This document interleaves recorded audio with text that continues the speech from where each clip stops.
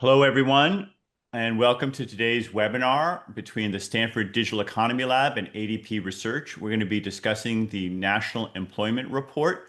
I'm Erik Brynjolfsson. I'll be joined today by the Chief Economist of ADP Research, Nela Richardson. We welcome and encourage questions during the webinar. Please submit your questions using the little Q&A function there at the bottom of Zoom. Nela, I'm looking forward to our discussion today. Please go ahead and share our update on the National Employment Report. All right. Thank you, Erik. And I am really delighted to be with this community to talk about our work together. Before I get started, I just want to acknowledge the very special relationship and partnership we have with the Stanford Digital Economy Lab. It's been, what is it, Erik, 3 years in the making so far, and That's we're right. only just getting started, I feel. Erik immediately recognized how unique the ADP payroll data was, how granular it was, and the high frequency nature of the data. And so I'm just so pleased to provide our newest innovation, but also give you a bit of a background on the research and on the data itself, and then turn it over to really talk about these big picture research questions. Before I dive into the National Employment Report, I wanted to explain a little bit about ADP Research, which has existed as a separate independent thought leader within ADP corporate for about 10 years now. ADP has a 76-year history, and because of their actions in over 140 countries, but when it comes to the National Employment Report, paying 1 in 6 workers in the United States, about 20% of the private sector, we're able to provide a really granular, fine-tuned glance and snapshot of the labor market. So our mission at ADP Research is to make the future more productive through data-driven discovery. And you're going to find out exactly what that means for us as we bring this to life between my presentation and Erik's. But our overall vision is a world that works better. You know, if we have to go to work, we all want to work better. We want to see it work better. And we really think that data can be a helpful tool in redefining how we work, not just answering the questions of what work looks like. And so our principles, and we really partner and rely heavily with Stanford on these principles, is to be rigorous, to really look at our large scale data and statistical modeling from a point of expertise in advanced data science. We want to be reliable. Remember, we are providing weekly now updates on the status of the labor market. This is unprecedented. And so having that reliable data when people need it and to everyone is going to be increasingly important in the world of statistics. And then relevant. This is real data because it's real people. People don't really grasp this, but 3 in 4 US workers work for companies with less than 250 employees.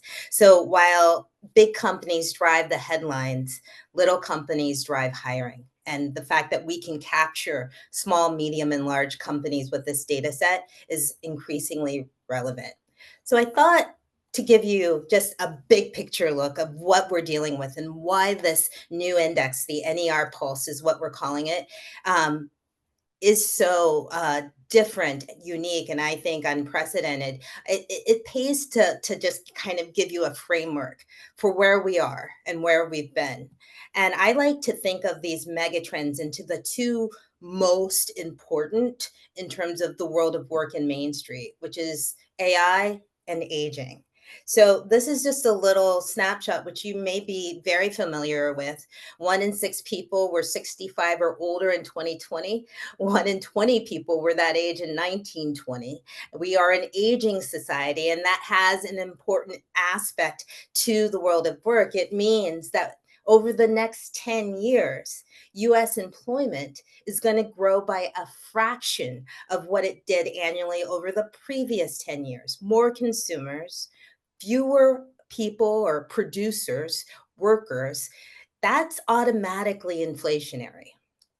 fewer inputs available, more outputs expected, that's going to be a challenge for pricing going forward. So that is the framework in which we find the new labor market.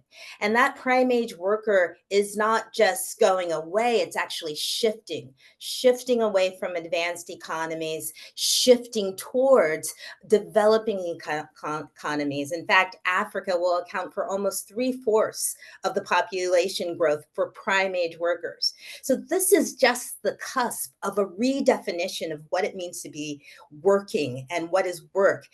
With lower immigration, how do you source talent from all over the world? These are the questions that companies are going to have to deal with in real time. And then there's the other parts of our economy that have been hugely impactful to the labor market. I'm just going to give you one. You may remember, I'm sure you remember it with a lot of pain at points, and that's the pandemic. Before the pandemic, there were 10 years of US expansion. That hallmark of US expansion, though it was a record, it was hallmarked by the fact that wages barely budged in that 10 years. And you can see that with the little bit of history that we have in the red, wages were basically flat going into the pandemic. And look where they are now. They've gone from flat to about 3% year over year. That means that wages have stabilized, but at an elevated level. And that is a structural change, one of many that we're watching. So, where we are, we talked a little bit about where we've been. Where we are is a hiring slowdown. This is just a look of hiring since we've rolled out the new retooled National Employment Report. Starting in August of 2022, we provided with that rollout with Stanford a full 10-year look back all the way to 2010. What was amazing about my experience working on this index is before the National Employment Report was just basically a nowcast of official BLS employment. But what we've done is to retool this report as an independent indicator. So we don't have the underlying survey in this index that drives the official statistics. The data is all based, and I'll give you a spotlight on ADP data in a few moments. It's all based on payroll data. This is not a survey. It is built on the backs of hours of 26 million workers. That's how we produce this by their everyday paychecks at varying frequency. And so you can see that slowdown occurring. If I can pull your attention towards the left, we started out the year with about 180,000 jobs created in January. Our last report in September showed a re-benchmark number of about negative 32,000. So while this has been called a low fire labor market, it is clear that there has been a hiring slowdown. And since we are limited in time, and I really want to focus on the novel innovations, I'm going to refer you to our website for technical details on exactly how we create this index, but you'll get a flavor of it a little bit later. I've also want to call your attention to what's going on with wages. This is something that also we can do with the ADP data, which is match individuals over time through unique anonymized identifiers. What you're seeing now is the year over year pay premium between job changers and job stayers. So people who have stayed in a job this month versus a year ago, the same month. And that premium has gone down a lot since it peaked in January 2022 of over 8%. Why do we care about the premium? Well, job switchers are the most real time in terms of their pay in a dynamic market. They're getting a new salary right away. And the gains for switching incentivizes workers to seek new jobs. We're now seeing that those gains have plummeted to less than 3%. People are staying put. There are not a lot of quits. There's not a lot of layoffs, but there's not a lot of movement. And that stasis has been part of the labor market for almost 2 years now. It's a defining feature. Couple more trends before I go to the data. People are also working less, an hour less now than they were before the pandemic per week. Little changes add up in a data set this big. And so there is now less output per worker. Less hours per worker. It may have something to do with productivity going into the labor market. Is this a cyclical change? Or is this a structural change? It's hard to know, but we do know that the kinds of jobs that are being created happen to be more hourly and part-time now than before the pandemic.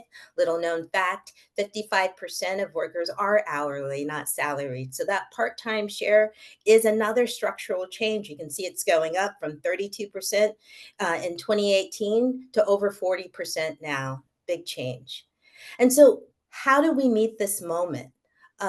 Both structural changes from AI, from demographics, and the normal short-term business cycle fluctuations. Well, one way that we can do that is take the best advantage of the ADP data, which is its granular nature, and talk about frequency. And that's why on Tuesday, so this is hot off the presses, y'all, we introduced a new metric together with Stanford, looking at the ADP NER Pulse, not National Employment Pulse, which will provide a real-time view of job creation and loss. This is as real-time and high frequency as payroll data gets. And what we're presenting is a 4-week moving average per week of jobs created. This is what it looks like. Every Tuesday, we will roll out the most recent data that we have on employment markets. The first numbers that we're showing here is the 4-month average of 14,250 jobs on average created in the 4 weeks ending in October 11th. Remember, I showed you that September we saw a job loss of 32,000. This month and the weeks since that shows that that loss could have been a trough. And we're seeing some recovery, but that recovery is tepid. At this rate, if every week fit this preliminary estimate going into our national employment report next week, which is our final number, we would see a job gains between 55 and 60,000 for the month of October. This is preliminary. Those numbers could move up and down. What's important here is we're getting a signal and direction of the labor market. And that signal is showing a recovery, but a slow one, a tepid one. So here's some details on the NER Pulse available every Tuesday. But I also want to leave with a thought about how representative ADP's numbers are. And this is all from a new paper. And when I say new, I mean new as of maybe an hour ago, Erik, we posted it. That's right. It's up on the website now.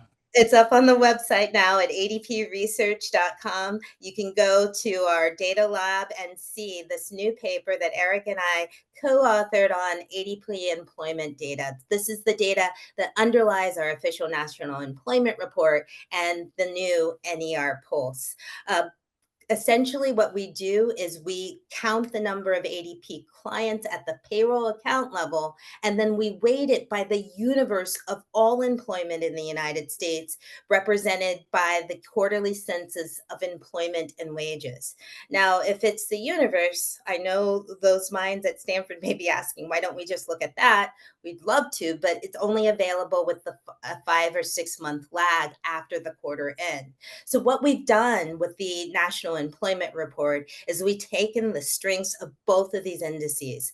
One, almost universal population of US workers, the other in the ADP data, high frequency, granular, large scale. We've combined the two to get a weekly census of exactly what's going on directionally in the employment market.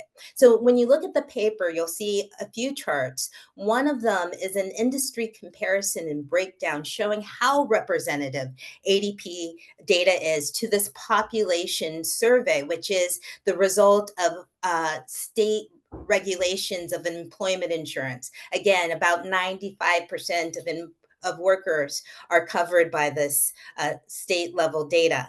You can see that when you break it out by super sector, construction, leisure, and hospitality, that the percentages between the ADP active employment, so those are the number of workers on payroll, versus the ADP paid employment, which is anybody who got a paycheck during the week, is very complementary to this quarterly census of employment and wages, which is at the paid employment level, and also the survey that underlies the BLS official statistics from the government, again at the paid employment.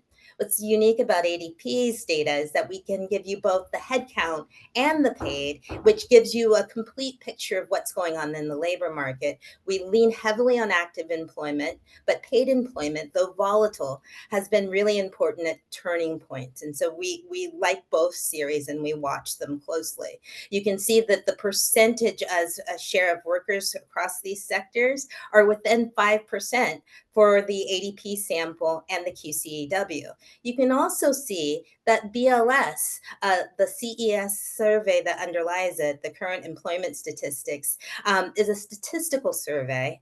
It's meant to be a national representation of the QCEW, but even at the industry level, it is not in lockstep with the QCEW. In fact, I'll call out trade, transportation, and utilities, where the BLS survey has a share of 32% compared to the ADP surveys and the QCEW surveys, which are around 22%. So there's some variation even in a statistical sample. This is a look of how we end up with ADP data. I'm going to give you a couple more surveys and then end with a comparison of all three of these before turning it over to Erik. This is also a size comparison. 3 in 4 workers work in firms with less than 250 employees. So you can see that those small firms are incredibly important to hiring and employment in the United States. And so this is how ADP's active and paid series stacks up to the universal population in the QCEW. We tend to lean a little bit larger and a little bit more representation in the medium-sized categories, but we do capture those small firms pretty well. And definitely we capture them from a data perspective, as well as the BLS survey, which oversamples larger firms. Okay, so this is what everybody wants to know, Erik, and I'm going to end at this point and then maybe take some questions on skills. I always get this. Okay, great. Your sample's large. It looks representative. What we really want to know, Nela, is can you predict BLS? And Erik, even though I tell people it's an independent measure, it's true. It's a supplement to government statistics, true. There is always a question of are we an early indicator of the Bureau of Labor Statistics? I'm going to let you decide with the data. Here are the BLS for original and revised numbers in the first 6 months of the year. The BLS does 2 revisions, and we have those 2 revisions through June of 2025 to their initial estimate. I've also included ADP's first print estimate as well as our 1 revised estimate. We only revise once, and that's usually because of monthly payrolls that come into the accounts, and people are paid monthly. It could be weekly, bi-weekly. Getting those monthlies are the biggest source of our revisions. I'll call your attention to the last chart there before wrapping up. The original estimate from January to June for BLS was 985,000 jobs created. They revised, a big chunk of those revisions happened over the summer. They revised down to 497,000. ADP also measured the June, July, but our original estimate was 481,000 jobs. We revised just a little bit over this 6 months by 2,000 jobs. Now these 2 numbers, the final estimates, stand within 14,000. The takeaway is clearly there is a directional signal that is consistent between BLS and ADP, and we are now able to capture that in real time. So with that, I'd love to turn it over to Erik, because the partnership doesn't start with employment, stop with our jobs numbers. It only just starts there. So with that, I'll hand it to you. Thanks, Nela. That was amazing. And as Nela described, there's a lot of detailed data that gives us evidence of how things are changing over time. You can also dive into it a lot of other ways and get other kinds of richness. I have about, 10, 15 minutes, then we'll open it to Q&A. I do see there's some questions now. I don't know if you want to take a question or two, Nela, about the National Employment Report right away, or do you want to wait till later? Just, I could take one question. I want to make sure we yeah. leave for Yeah. your Why don't you newest just take that speaker. one question there? Yeah. Go Sure. ahead. Do you see it there? Do you plan to make the weekly data available in machine readable format, similar to the monthly report?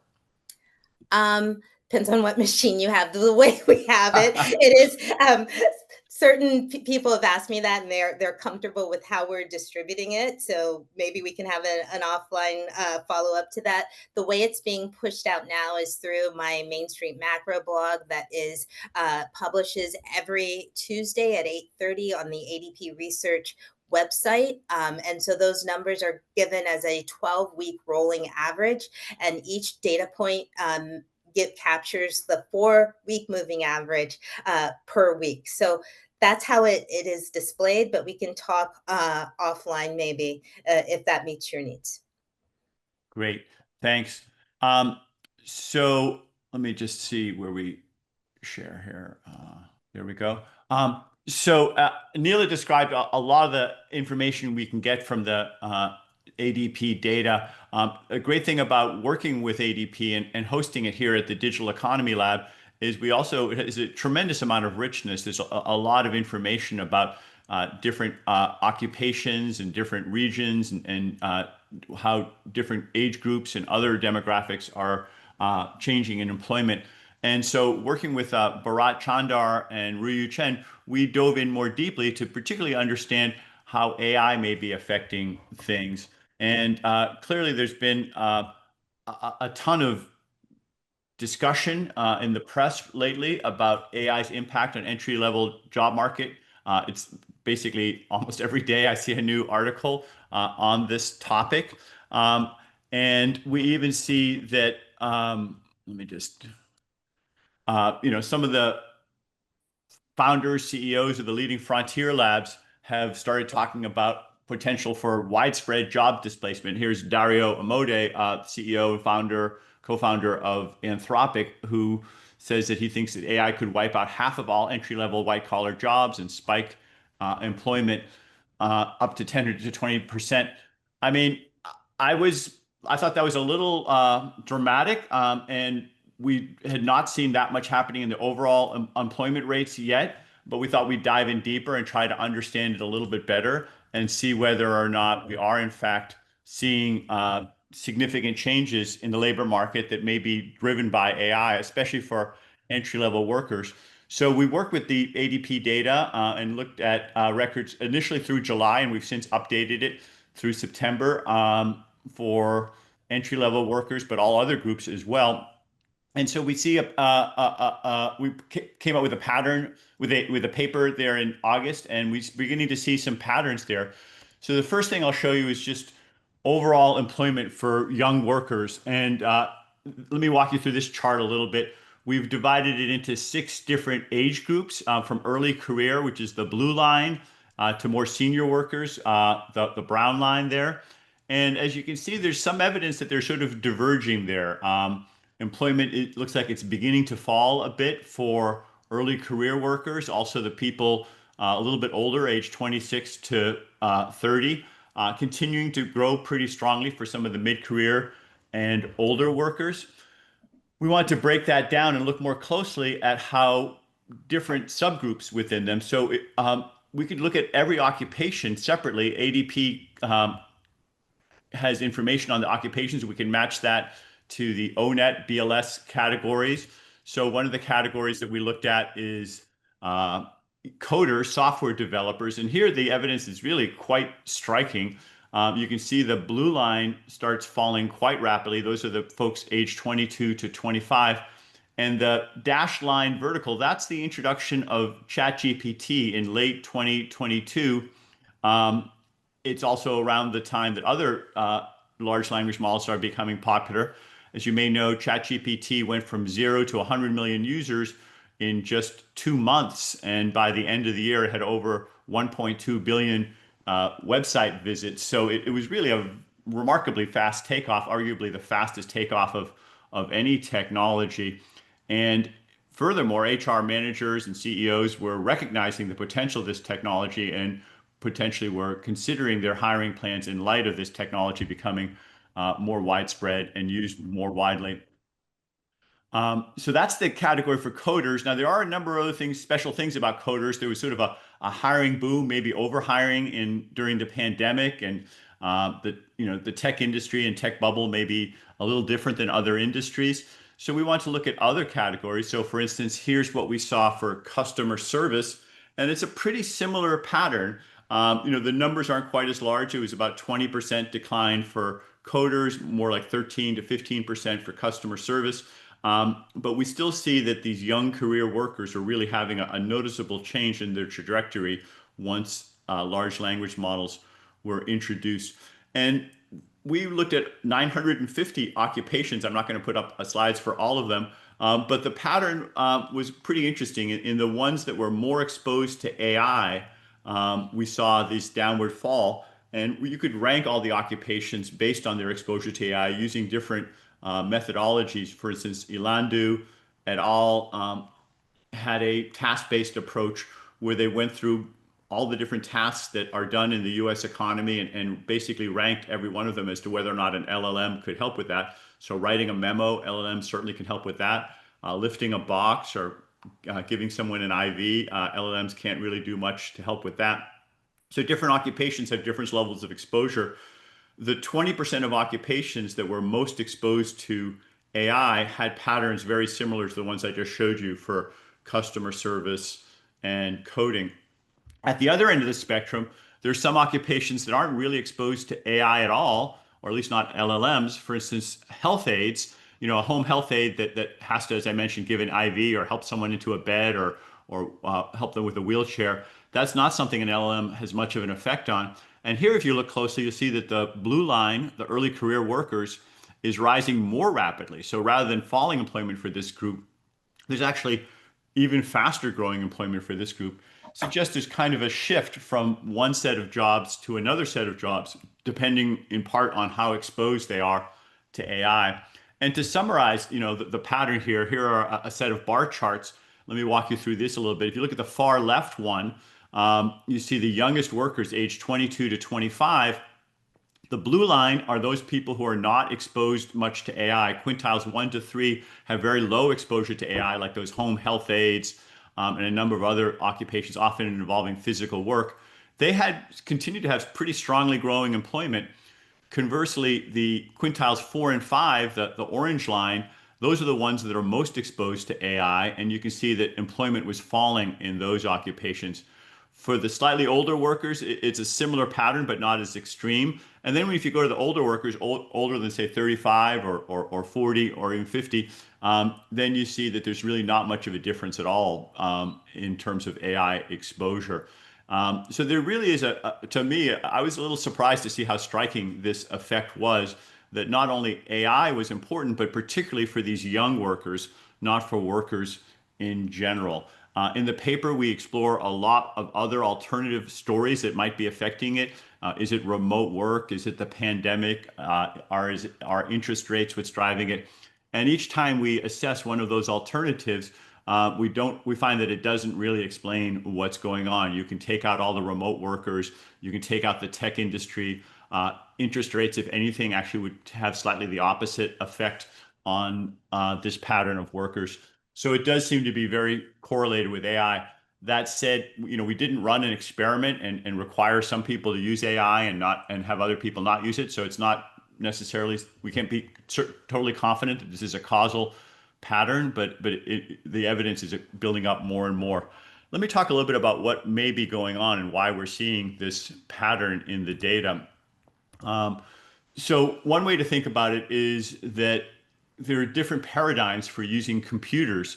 And most of us who've coded computers, have worked with this, what I'll call the old paradigm, where you take some input and you write some instructions that apply to that input. So input X, instructions F of X, that's your computer program.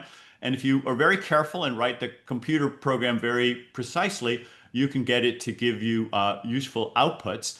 If you mess up and put the wrong word or wrong comma sometimes in the wrong place, then the code won't run. It'll give you the wrong answers. But for those types of processes where you really understand what needs to be done, this is an incredibly valuable paradigm. You can take a procedure and you can codify it. And once you've codified it, you can digitize it. And once you digitize it, you can replicate it and use it all throughout your organization, all throughout the economy. And that can generate millions of dollars or across the economy, billions or trillions of dollars. And that's been what's been going on for the past few decades. A really valuable paradigm. But now we're seeing a new paradigm that's even more valuable. And this is a new paradigm where you have inputs X and outputs Y, and you have them generate the instructions. So instead of me, a human, or you, a human, writing the instructions, the machine is learning what the right pattern is that relates the inputs to the outputs. So that's why it's called machine learning. And if you have enough digital data for those inputs and those outputs, those X's and those Y's, it's likely that that a machine can learn what the relationship is between the two of them. They can use lots of different algorithms for doing that, like deep learning. This unlocks a lot of new types of possibilities. Even when I don't exactly understand how to solve a problem, sometimes the machine can learn the pattern. Maybe it'll detect cancer in a set of images, or detect fraud in a set of transactions, or recognize people and faces. There are lots of things that a machine can learn how to do given enough data. And this is even more trillions of data. And right now, there's a bit of a gold rush going on. It has a number of strengths and weaknesses, though, capturing this tacit knowledge. And there's different kinds of people who are more affected and less affected. To understand that a little bit more, let me briefly touch on another paper that I worked on with Danielle Lee and Lindsay Raymond, where we looked at the use of AI in call centers. And one of the things that we found that was very striking was how, as the call center operators used AI to help answer questions, their answers started becoming more and more alike. The LLM was showing people what the more effective answers were. It learned from these millions of transcripts, millions of data points, which answers were likely to lead to happy customers, which types of words, which types of slang and vernacular were helpful. And what this chart shows is that before AI was introduced, the blue dots, there was not that much similarity between the different kinds of workers. But then over time, as they started using AI, that similarity rose. The red dots, you see them getting more and more similar over time. And that reflects the fact that even the least experienced workers were learning or were being taught the better speech patterns that the more experienced workers had been doing. So the LLM had been capturing that insight. And one of the practical implications of that was that the newest agents, the least experienced agents, had the biggest effects. This knowledge that had now been codified was transmitted to people who are even on the job just for 0 months or 1 to 2 months, and they had very big changes in their productivity. And we looked at about 10 different key performance indicators, and they all improved significantly. The people who've been working there for a long time, and in a call center context, 12 months is a long time. There's a lot of turnover. So those folks didn't really have much of a benefit. They were basically being told back the things that they were already saying. So there wasn't as much real learning for them. And I think this is maybe an indication of what's happening more broadly in the job market, is that when LLMs are capturing and codifying knowledge, it's sharing it with the newer workers, and they have the biggest effects. And maybe in many cases, they're more of an overlap or being replaced by the LLMs. We see that not only in terms of tenure, but also this chart looks similar, but this is a different group of people. This is divided by their skill level. The people who were least skilled before they had the technology got the biggest gains. Let me wrap up with a couple of points of encouraging signs that we're seeing that LLMs can be used not only in competition but also in collaboration and make people do better. So another way we slice the ADP data was we looked at whether or not the LLM was primarily being used in that occupation to automate work or to augment work. And there's a lot of data here, but I'm just going to zoom in on the top right corner there. So if you look closely, those are the early career workers. And in this chart, this is the situations where the LLM was primarily being used to automate or replace tasks. And you see in those early career workers, let me have you zoom in on the red line versus the dark black line. The red line is the average, and the black line is the people who are using the LLM the most, or the occupations that were using it the most. And what you see is that the more they use it to automate, the more likely they are to have falling employment. Now let's look at the next chart here. This is where LLMs were being used to augment work. And this is data from Anthropic that categorized it this way. When LLMs were using to augment work, the darkest line, the black line, is up near the top. And so what you see is that actually they have higher employment than the average. So augmenting tends to be associated with growing employment, while automating tends to be associated with falling employment. To summarize a lot of data with these bar charts, what you can see on the left are the different quintiles based on automation. And there's sort of a steadily growing pattern that the more automation, the more likely there'd be falling employment in that occupation. On the other hand, on the right, you see when the LLMs are being used to augment work. And now it's more of an inverted U, a hump, that the falling employment is more in the middle, but the people who either don't use it much at all or who are using it primarily to augment work tend to have more likely to have growing employment in those categories. So there is opportunity there to use LLMs to augment work, and that would lead to more productivity as well as more employment growth. The final thing I'll say, and just to highlight the value of the ADP data, we would not have been able to do any of this research without access to this amazing, fine-grained, very timely data that's being updated month to month. We tried looking at the same questions using government data, that current population survey, CPS. Bharat Chandar, did a paper earlier looking at this. And the thing is, there's just not enough observations, and it ends up being very noisy. For many of these subgroups, there's only a few dozen individuals involved, so it's a very small snapshot. And with that little data, you just basically get a lot of noise, and I can't really see much of a pattern in any of this in this government data. So the only way we're able to see the patterns is by having the much larger, richer, more detailed, and more up-to-date data that ADP provides. So I got to say, I'm very grateful for this partnership. And going forward, we're looking to having more analyses like this, where we slice it in different ways, and updating the data every month. Bharat just shared with me a couple days ago some updated data from the last couple of months, and the patterns continue to widen. The data I showed you with that fanning out effect just has continued for the past couple of months, even since we wrote the first draft of that paper. And that's certainly something to keep an eye on. And over the coming months and years, we'll be providing some real-time data, working with ADP, creating basically an AI economic dashboard that will give us information about close to real time about how AI and other phenomena are affecting the labor market. If you want to read more about this, there are a number of links you can go to. There's the ADP Employment Report at that first link there. The Stanford Digital Economy Lab has a lot of other related papers, and also my own personal papers are there at brynjolfsson.com. So encourage you to take a look at any of those papers if you'd like to learn a little bit more about what's going on. But I left a little bit of time here for questions, and I'd love to hear any questions or comments you all have. Looking forward to hearing what you have to say. Okay. I actually saw a question, and maybe if it's okay, I might reshare if I can get it up, and then Yes.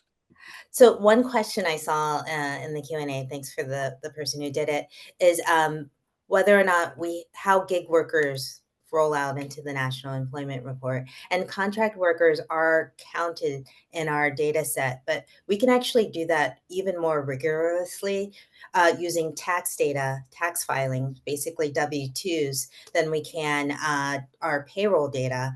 tax filings, ADP processes over 80 million tax filings. And by looking at 1099 workers, which is the filing you do when you are a gig worker, we can actually have a very clear picture what is going on with gig workers. And so I'm delighted to, I guess I'm announcing it on your webinar, Eric. We Yeah. will be having a gig worker report in short order.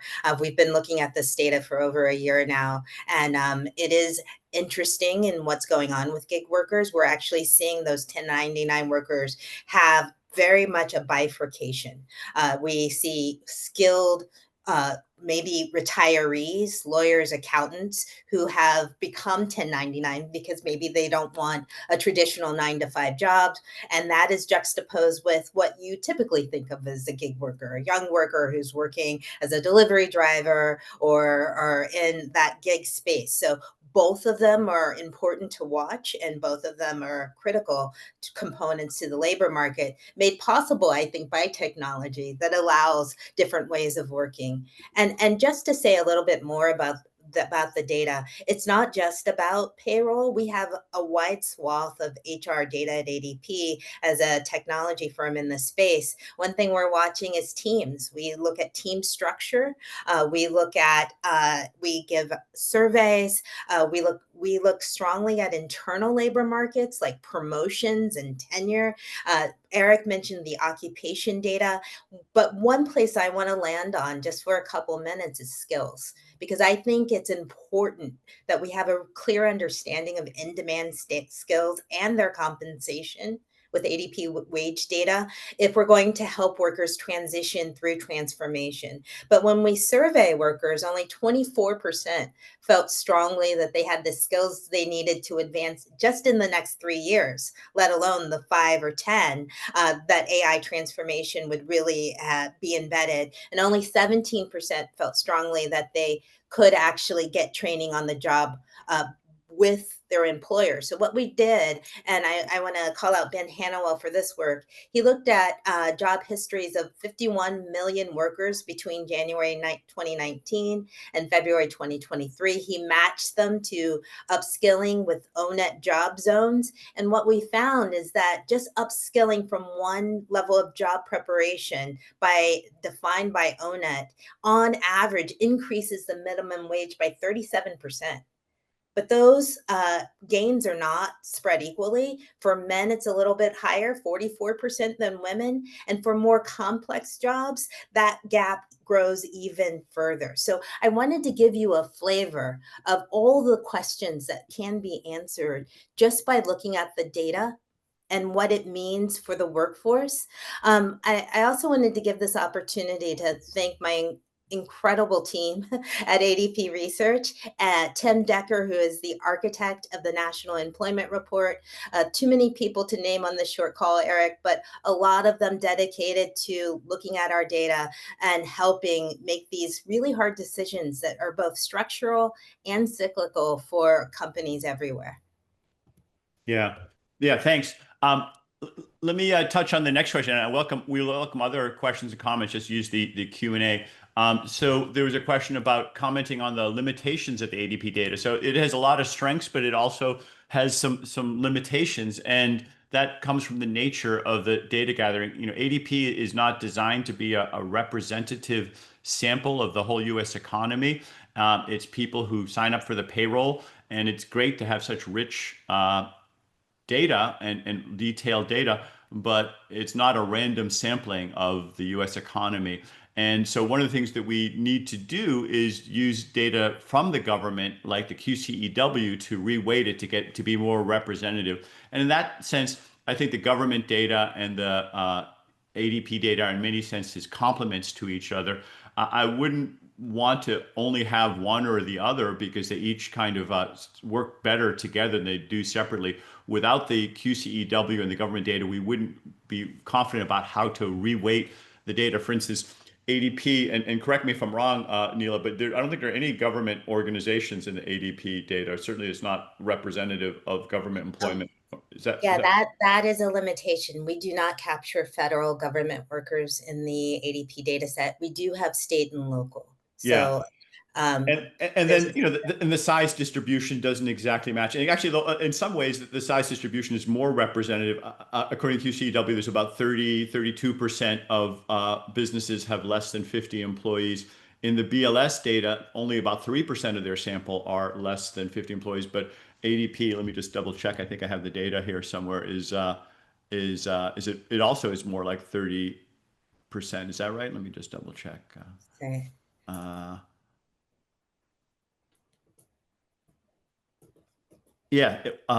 Yeah, yeah. It is also very close. It's 31%. So the ADP data is more representative in terms of the smaller and medium-sized employees. So that's kind of nice. But we wouldn't know that without the QCEW doing that representative snapshot. So I hope the government continues to do it. And one of my concerns right now is that, as I discussed with the data from the Canaries and the coal mine paper with Bharat and Ruyu, we are entering potentially a very turbulent time where AI will be really affecting the labor market quite significantly.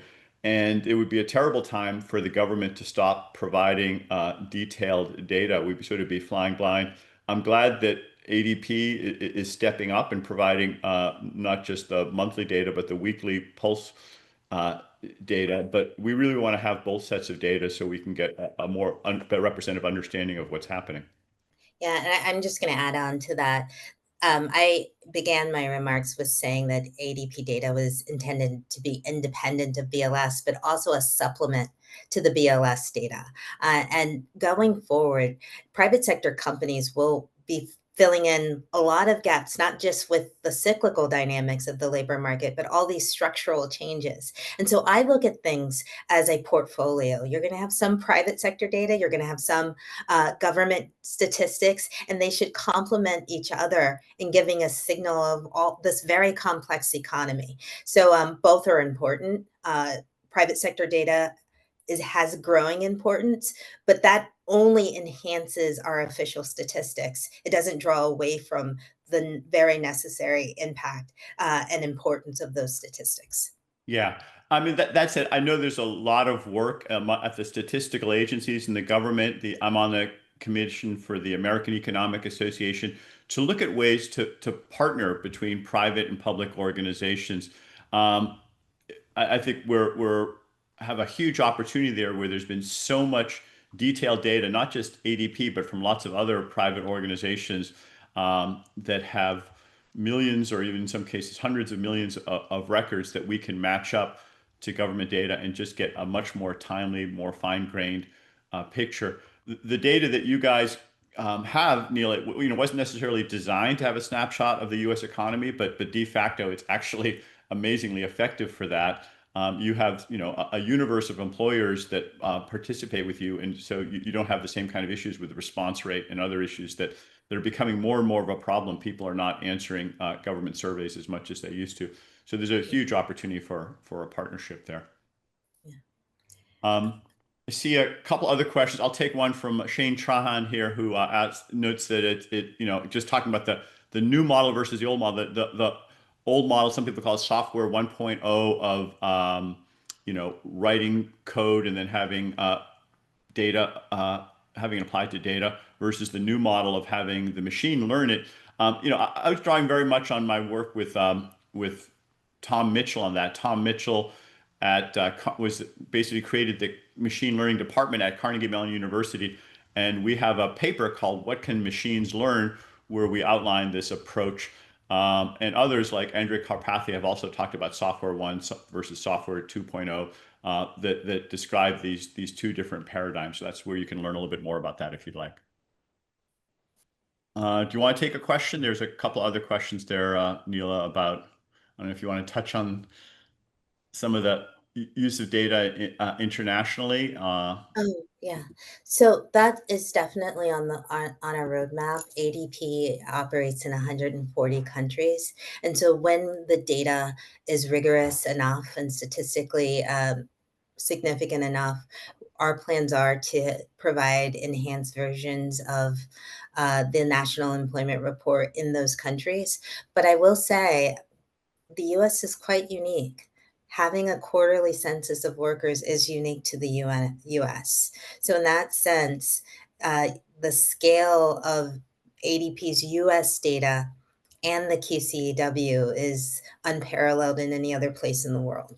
So this when we do provide statistics, it will be different in kind than the US National Employment Report. However, wage data is also important. It's not just about jobs, and for workers, wages are quite important. So if you think about what's on in our database, just look on your paycheck because that's what's there.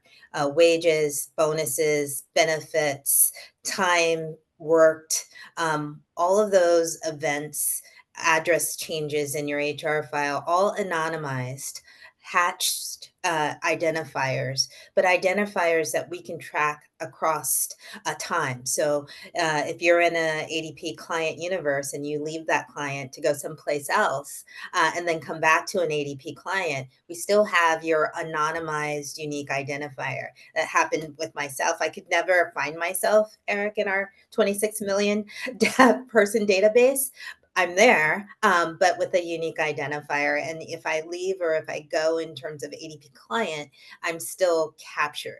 That's unique. So we're able to abstract from cohort effects, for example. So getting Right. it back to AI and skills, what's really relevant here is that it's not just about the job transitions. We've actually done research and partner with World Economic Forum is that some jobs, let's take that AI exposed software developer, that for machine learning therapists, specialists and AI specialists, we've seen an amplification of hiring, a real quickening of the pace of hiring with the rollout of ChatGPT.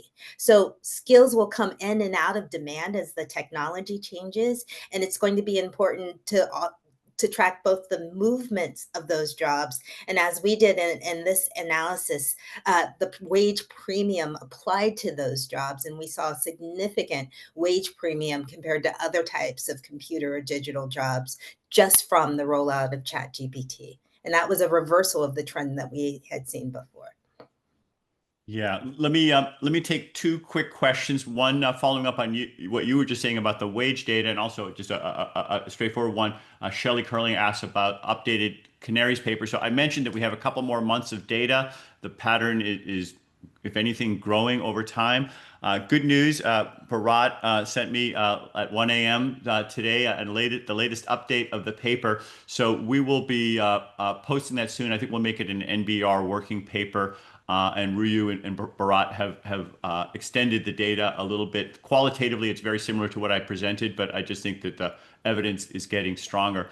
You brought up wage data, and that's another amazing thing we can do with the ADP information. I didn't talk about it in my presentation, not because we didn't look at it, but because we didn't actually see much of a pattern there. But let me just explain it. Maybe there's the dog that didn't bark there, that kind of pattern that we didn't see changes in wages. We saw, as I showed you, big changes in employment. I was a little surprised that the wage was pretty similar for all the different groups. There's at least two possible explanations for why that's going on, and we're going to be thinking more about this.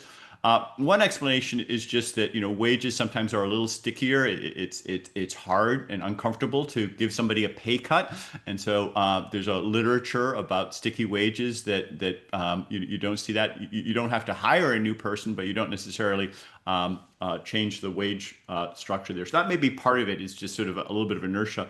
There's also a more kind of interesting substantive possible explanation, which is David Otter and Neil Thompson have talked about how as AI affects different tasks in an occupation, it could actually either lead to higher or lower wages in that occupation.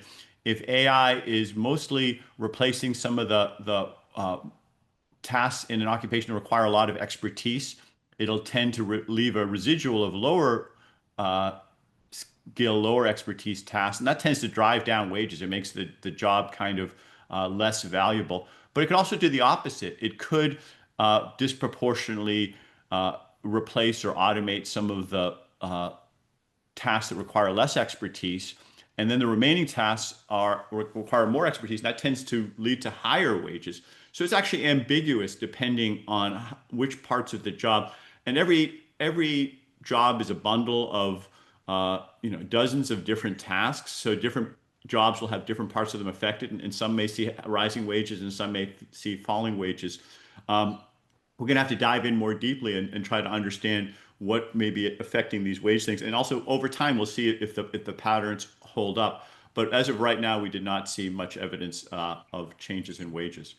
And Erica, if I could just add one point on the opportunity here, Mm-hmm. because this is all about worker transitions. And if you could build a skills ontology, which we're working with your team to do right now, Yes. um, where you can help workers move into those in demand and potentially higher paying job roles, then it could help mitigate the downsides of productivity booms, Right. of job loss, that you can help kind of see into the future, into those in-demand skills. That's the hope, and do more to help workers transition to the places of opportunity, the places where they can get paid more, the skills that they need to add to stay employed in this transformation. And that is what we are working with you to try to do, to bring this work not only to life in a research, but to life in companies to help with this transformation, make it easier on people.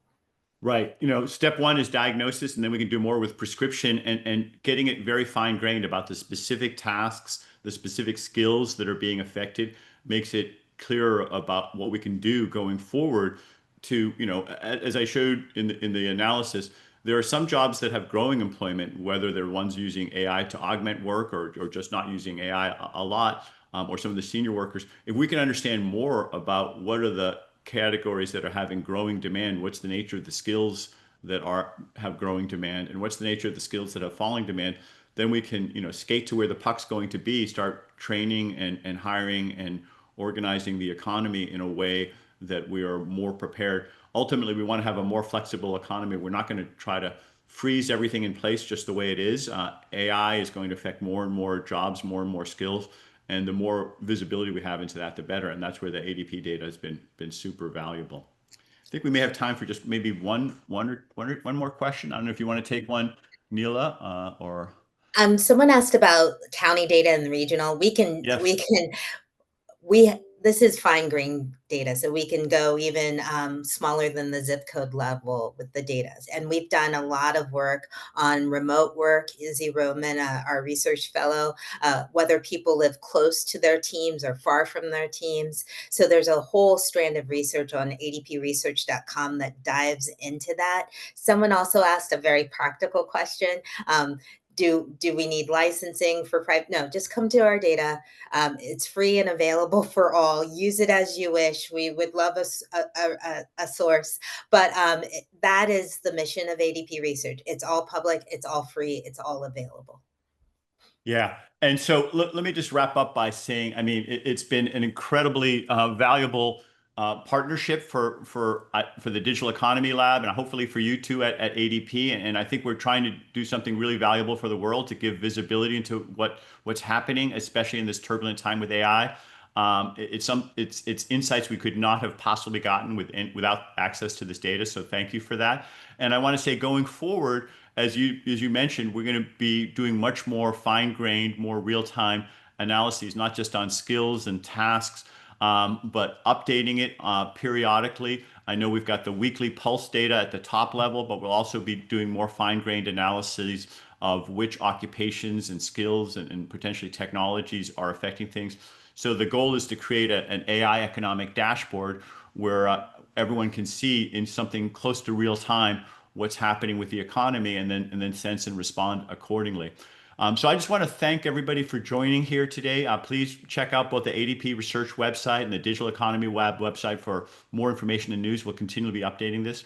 I also want to let people know that on Monday, November 10th, Andre Fradkin, who's a principal economist at Amazon, will be joining the lab for a seminar on the emerging market for intelligence. You can register on the lab's website, the Stanford Digital Economy Lab website, either in person if you're around Stanford or virtually on Zoom. So hope to see you then. Thanks everybody. Thanks Nela for joining this great webinar, and thanks for the partnership. It's been a pleasure. Thanks for having me.